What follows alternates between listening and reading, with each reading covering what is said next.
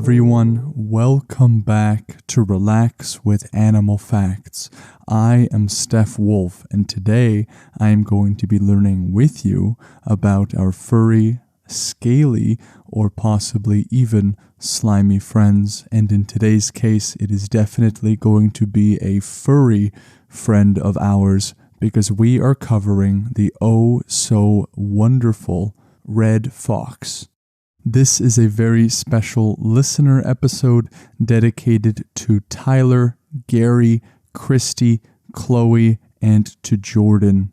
Thank you all for writing in. I hope you enjoy your very own episode, and what a pleasure it was to research about these little critters.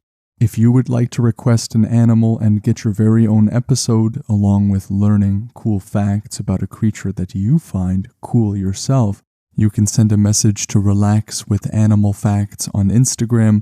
You can also go to relaxwithanimalfacts.com and click on the Animal Request tab, or you can always send an email to relaxwithanimalfacts@gmail.com. If you love the show and want to learn about mythological animals and extinct animals and many other series to come, you can go to the Patreon page, Relax with Animal Facts. We just covered the griffin, and boy, was that cool. All of that information is in the description, and I look forward to seeing you there. I'm just going to say where I got my facts from so we can get straight into the episode. All of these can be found in the description or the show notes of this episode, so you can feel free to click around and explore at your leisure. This episode would not have been possible without their contributions. nwf.org, canadiangeographic.ca, which as a Canadian I must say is a great website, britannica.com, wildlifeonline.me.uk, jacksonwild.org, and etimonline.com. And now we are going to slow down just a little bit, and what I encourage you to do is to realize whether you are carrying a lot of tension or not. Is it in the shoulders? Is it in the head? Perhaps in the legs or in the feet? Everybody is truly different in this regard. And so what I encourage you to do is to play the part of Jello and really sell that role. If it were ever possible to imbibe Jello, this would be the time. And so I'm going to do my best to relax right alongside you. We don't really need all of that tension where we are going. We are trekking together into the lush green forests where the red fox resides.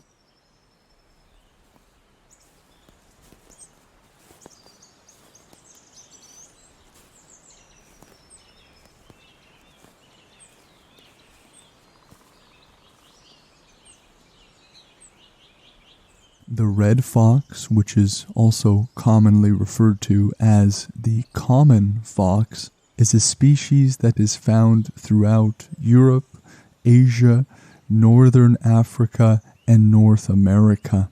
It takes the number 1 gold medal when it comes to natural distribution, meaning where they are found and the extenses to where they are found. In the case of the red fox, it has the largest natural distribution of any land mammal apart from you and me. To be number 2 after human beings in land distribution is no small feat, and so credit where credit is due. They were first introduced to my good friends in Australia in the 19th century, and since then they have become a very established species throughout much of the continent. This, I'm sure, can be attested to by some of you out there who are listening from good old Australia. The only thing that I know about Australia is that I was rebuked one time for daring to say Melbourne. I since then have changed my ways and strictly referred to it as Melbourne. But today we are exploring the forests of Canada. This is something, of course, I am very excited about today, because for me, it was not a very long trek to get here. But Canada not only has long stretches of very cold and icy climates, it also has a very wide range of completely forested areas that seem to go on and on into eternity. About 80% of Canada is uninhabited, and so today we are in one of those very forested places with trees reaching into the clouds, where we can listen closely to the rustles of leaves and branches and the very soft and agile steps of the red fox. The scientific name of the fox is Vulpes vulpes. Now the word vulpes has been transformed a couple of times into a modern-day adjective known as vulpine. So you would use this word to describe something that is fox or fox-like. So if I was to say a vulpine dog, that would mean that my dog in some sense, maybe in temperance, maybe in look somehow or another, is indicative of a fox species. But vulpes is that Latin word and is literally translated into fox. So the scientific name of the red fox is fox fox. So if there's ever been a fox, this is most certainly one of them. These are mammalian creatures, meaning they are mammals. They will weigh between 8 to 15 pounds, that being about 3.6 to 6.8 kilograms, and will be an average length of 90 centimeters to 1.2 meters.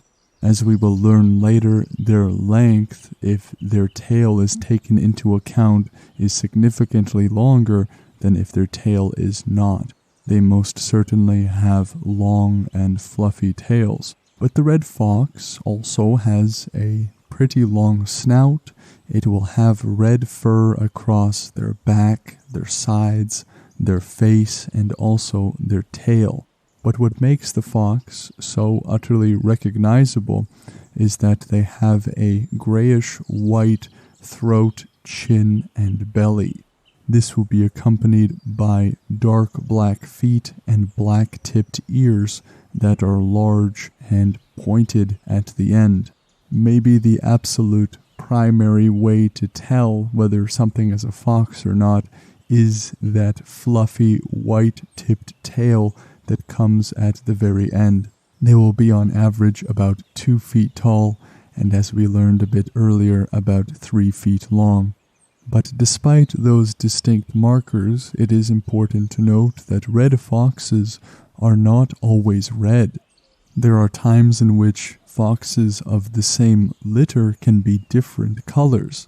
But because of these differences, red foxes are often confused with gray foxes, and these two are in fact distinct. They share a similar habitat and range, which can surely make identifying them challenging, but a really good way to tell the difference is to look simply at the color of their tail, or at least the tip of the tail.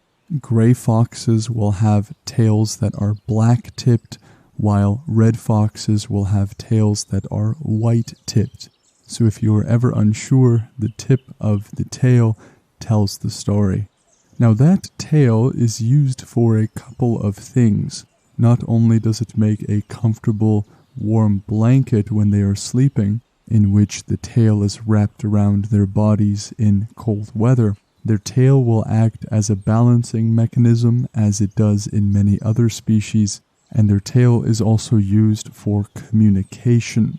So nearly every creature will have some modes of communication, and the red fox employs their tail as a jesting mechanism. So in addition to the noises that they can make to communicate, their tail will play an important part along with other physical and non-verbal cues. One of the listeners who requested this episode, for example, works in a fox sanctuary, and there are many videos online that you can watch and see just how the fox behaves. For example, when afraid, they will oftentimes grin. They will use their body in such a way in order to give a sign of submission. This is usually indicated with that arching of the back and bringing themselves quite low to the ground and laying their ears back. So the fox is a really keen communicator even without any verbal output. They can certainly make noise and communicate that way, but they are great in terms of their body language. Those black-tipped, pointy ears provide the fox with a seriously acute and sensitive hearing. They can detect the high-pitched squeaks of mice from 30 meters away. So they have acute hearing not only in terms of decibel levels or volume, so they can hear things that are quiet, but they can also hear frequencies that many a times will pass over our ears, especially from 30 meters away. In addition to their very sharp ears, they also have sharp eyes. They are adapted for some serious night vision. The things that they see are very high in terms of intensity and sharpness. This, of course, plays a keen role when it comes to distinguishing prey or noticing threats that maybe would not be so noticeable had they had less of an acute vision. If a light is shone into the eye of a fox at night, for example, you will notice that their eyes will glow a greenish color, and this is because there is a membrane that acts almost like a mirror behind their retinas. If there is one thing that I find truly fascinating, it is the eye of many creatures. If you compare, for example, the eyes of a fox to the eyes of an eagle to the eyes of an octopus, they are so utterly unique to one another and yet sport a similar level of sophistication and usefulness for the creature. The complexity of this one mechanism that we can hold in our palms is one that truly ought to take our breath away. We just spoke about their communication and how they combine a verbal aspect with a non-verbal one. The sound that you will most likely hear from a fox is a kind of scream. It is supposed that the females will make this sound during mating season to attract males. In the thick brush and very large distribution, I would say that screaming at the top of your lungs may be a good way to attract some attention to yourself, and so it is with the red fox. Now, when these fox pups are still young, their parents will bring home for them small game and things to play with, and this is a way in which the adult or parent foxes are attempting to teach their pups how to hunt little by little. And when they do hunt, they often go for rodents and rabbits, though they will also eat birds, amphibians, and even fruit. Red foxes also steal food from garbage cans or from different areas such as farms, for example, whether it is hidden deep in a burrow or simply in a trash can that acts like a puzzle to dispense food once they figure it out. This is what gives them such a reputation for being cunning and quick on their feet and very intelligent. It is quite common in oral traditions such as in folk tales or legends that the fox will be portrayed as some sort of cunning or deceitful creature. They will play tricks and they will deceive to the utmost if it just means they gain a little. But in reality, there is something that these folklores are perhaps reading into a little bit. Foxes in their posture tend to be quite shy and nervous, much more than deceitful and intentionally deceptive. Let us quickly go over just a couple of examples of foxes in folklore, beginning with Greek mythology, which is also a personal favorite of mine. The story is told of a Teumessian fox, which is a very large but uncatchable creature that plagues the Thebans as a punishment that was dictated by the gods for reasons completely unknown. For those of you that know Greek mythology, this is a very common theme. that being this sort of odd punishment that is delivered or decreed capriciously by some sort of being that has no stake in the matter, that simply wants to have fun or settle some personal score in some way. Now, in this story, when the Thebans are faced with this incredibly challenging task, and maybe incredibly challenging is an understatement, it is rather an impossible task, this uncatchable fox was finally pursued by a hunter that never fails. So the Greeks here tell a story of what happens when an uncatchable fox is pursued by a hunter that never fails to catch. Well, in this story, what ends up happening is that Zeus turned them both into stone and cast them to the heavens, where they formed the constellations that we know today as Canis Major and Canis Minor. So this is a question that people still ask in modern times. What happens when an unstoppable force meets an immovable object? And in the case of this story, it is that they are both turned into stone by Zeus. And traveling just a bit far east, well, maybe more than a little bit, we get to Japan's stories.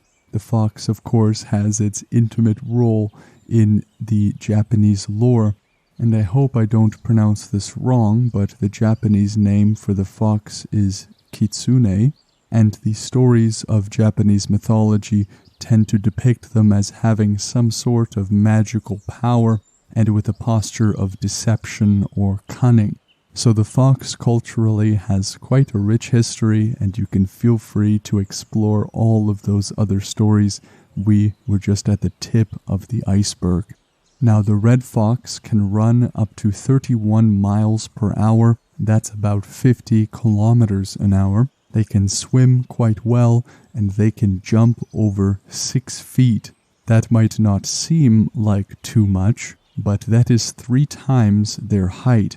But if we take those proportions and apply it to humans, for example, we can see that it would be utterly ridiculous. Someone who is 5 feet tall being able to jump 15 feet high is not something that we would entertain in any measure of reality. So the fox proportionally destroys us as a triathlon athlete. And now let us move on to the final fact of the episode, which is the word fox. Where does it come from, or what does it mean? It goes through Proto-Germanic, Middle Dutch, Dutch, Old High German, Old Norse, all the way to Proto-Germanic. It seems as though this word really was just transposed from a Proto-Germanic word by using letters in a different language to try to mimic the sound made in the Proto-Germanic word. In other languages, the word fox will often have something to do with the tail. You have that in Spanish, in Lithuanian, for example. Their tail is what makes them very distinguished as creatures. But this word fox really has a metaphorical connotation and was meant to describe a clever person in late Old English. Now let us move on to the review portion of the episode, in which I read a review from a special listener out there. And today the listener JatP fan number 1 wrote all the way from the United States of America, and Jat writes, I haven't watched this for long, but I think it's cool. One thing though, the intros are quite long and I just want to learn the facts. Thank you, Jad, for your wonderful review and that really important feedback. I am so glad that you found the show and that you think it is cool. On our treks, we can always use more company. Now, in terms of the intros being quite long, I would most certainly agree with you. The intros, especially in the older episodes, were much too long, but the only reason I had it set up that way was because I thought it was the best way to do it. But after some really important critical feedback, I realized that it was not the way to go. And so we moved, for example, these reviews at the end of the show and little things like that to cut down the intro.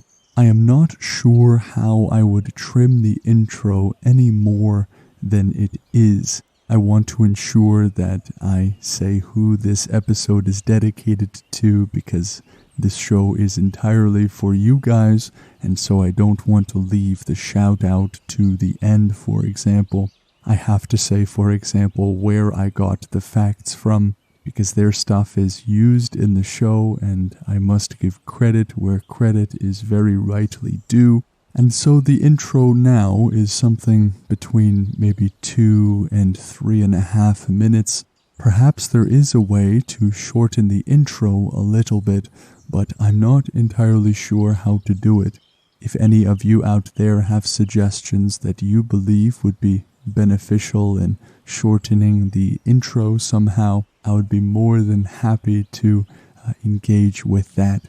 So thank you again, Jad, for your review and for your important feedback. It means the world. Leaving a review like Jad did, whether it is a 5-star, a 4-star, a 1-star, by leaving a review you help grow the show, you help the show get better, and you help me to know what you like about the show to ensure I don't change it. Chuck also wrote into the show on email and said, "Man, thanks for your approach to both ecology, information, pop culture, and relaxation." I thank you for the kind words, Chuck, and I'm very glad that you join me every week. Again, if you would like to learn about a creature that you find really interesting, you can send a message to Relax with Animal Facts on Instagram. You can go to relaxwithanimalfacts.com and go to the Animal Request tab. Or lastly, you could always just send an email to relaxwithanimalfacts@gmail.com. Thank you all for listening to this podcast episode. I had so much fun learning about the red fox, and I hope that you did as well. I hope you will all join me on the next podcast episode with the next animal. Take care.